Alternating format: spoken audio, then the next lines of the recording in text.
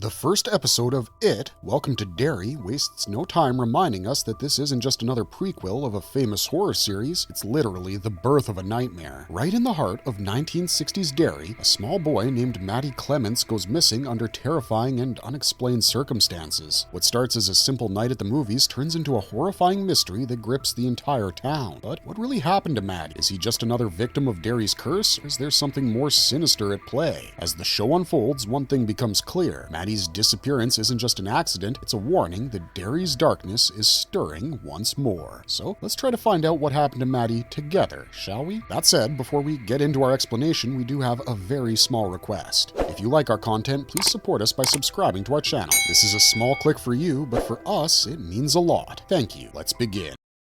What happened with Matty Clements in the pilot? In the very first minutes of It, Welcome to Derry, we're introduced to a young boy named Matty Clements. It's January 1962 in Derry, Maine. Matty sneaks into a screening of The Music Man without paying. He's caught by an usher, hauled out into the cold night, and left stranded. Seems like he has a troubled household environment, which is why he's using a pacifier as well. Soon, a kind-looking family picks him up, offering a lift to anywhere but Derry, as Matt wished. The ride soon twists into a nightmare. As the car re-enters town, Mother goes into sudden labor, a horrifying winged creature drops from her womb, and chaos erupts. Matty's pacifier flies out the window as the creature attacks, and that's the last we see of him. Fast forward 4 months, and Matty is deemed missing. His disappearance becomes the first major missing child case in this version of Derry. Teenagers Lily, Phil, and Teddy begin noticing clues. Lily hears Matty's voice singing the film's song through her bathtub drain. With help from Veronica Ronnie Grogan, whose dad owned the cinema hall from which Matty was kicked out a few months back, kids investigate. They went to a screening of the same film only to watch Matty appear on screen, accuse them of abandoning him, and then unleash that winged demon baby that devours several children. Matty's fate remains unknown. He disappeared, perhaps dead, perhaps something worse. This sequence sets the tone for the show, a cheerful 1960s small town that hides a nightmare beneath its surface. Matty's case becomes the trigger, the doorway to Derry's dark history. Who is Matty Clements in the book? If you've read Stephen King's It, you might actually remember Matty Clements, though he went by a different name, Matthew Clements. He's one of those blink and you'll miss them victims who helped define the atmosphere of dread that hangs over Derry. In the book, Matthew was just 3 years old, one of the countless children claimed by the creature we know as It during the 1958 cycle of killings. His mother last saw him pedaling his tricycle around their home before he simply vanished. A few days later, his body was discovered on a half-constructed roadway, a death so brutal it finally pushed Derry's police chief, Chief Borton, to enforce a strict town-wide curfew. That detail says a lot about Derry's strange collective blindness. It takes multiple child murders before anyone even admits something's wrong. Later in the novel, Beverly Marsh hears Matthew's voice echoing from her bathroom sink, mixed with the whispers of other dead children. It's one of those chilling reminders that the victims never truly leave Derry. Matthew might only appear briefly in the pages, but his death perfectly captures what It is really about.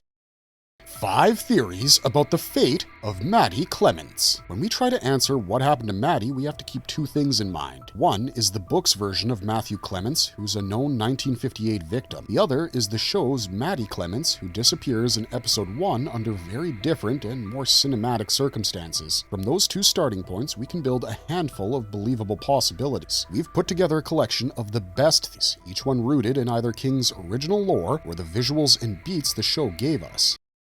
Is he dead? This is the simplest explanation, and it's the explanation the novel gives us for Matthew Clements. In the book, the boy is last seen riding his tricycle. Later, his corpse turns up on a half-finished roadway. His death is brutal, and it triggers the town into a panic and a curfew. So yes, he might simply just be dead in the show as well. The pilot pushes that idea hard with the chaos car the night he vanishes, and the monstrous birth sequence that overtakes the scene. If Matty is dead, then the show is echoing the book and using his disappearance to set the stakes. A dead Matty also makes sense thematically. It shows how the town ignores the small tragedies until they pile up and become impossible to deny. It also gives the losers-style characters an emotional hook to investigate. If he is dead, then what the show will do next is show us how Derry buries its children, both literally and in memory.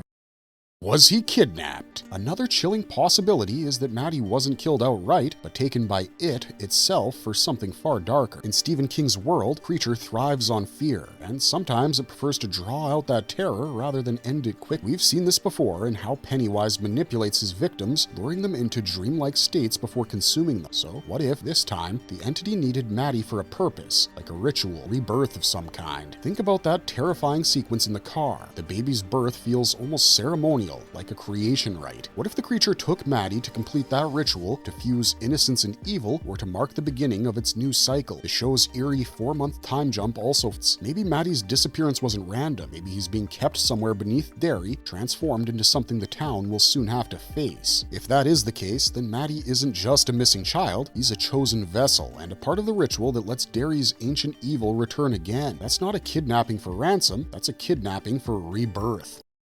Is his body a vessel for Pennywise? This is the theory that leans into the cosmic and the uncanny. Stephen King suggests that it is more than a predator. It shapes itself and sometimes uses physical forms and human echoes to interact with the world. In the novel, dead children still speak through pipes and drains, showing how the entity recycles victims into its voice and image. The show's grotesque birth imagery hints that the creature can be born into the world in new ways. So what if Maddie's body is not lost, but purposed? If the creature turns a child into a vessel, then Maddie could be walking around or appearing on screen while his consciousness is erased or trapped. A vessel theory also explains how the monster manipulates adults. If a familiar face can be worn like skin, whole sections of Derry become more dangerous. This is the most unsettling possibility because it means Maddie could still be physically present to those he loves while being used as a tool of terror.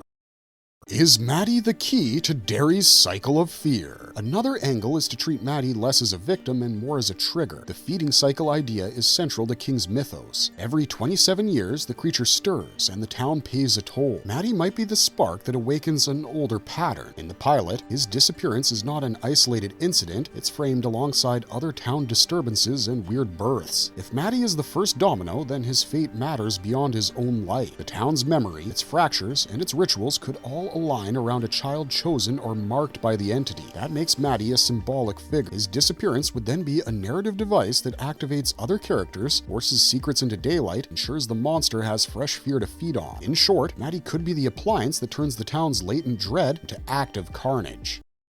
Is the demon baby connected to Maddie? Finally, there's a specific visual clue from the pilot that we cannot ignore. The monstrous birth and the winged thing that appears inside the car are impossible to read as anything but major symbolic work. The show seems to enjoy linking birth images to the way Derry's evil propagates. So could that demon baby be literally connected to Maddie's fate? Maybe it's a new form of entity, given life through a human host. Maybe it's the representation of a ritual that takes children as payment, or maybe the baby is King Crimson himself. The connection could be literal or it could be allegorical. Either way, the image forces us to consider that Maddie's disappearance isn't random. It could be an initiation. If the baby symbolizes the creature taking hold in a generation, Maddie is part of a process. That makes the scene not only shocking, but structurally very important.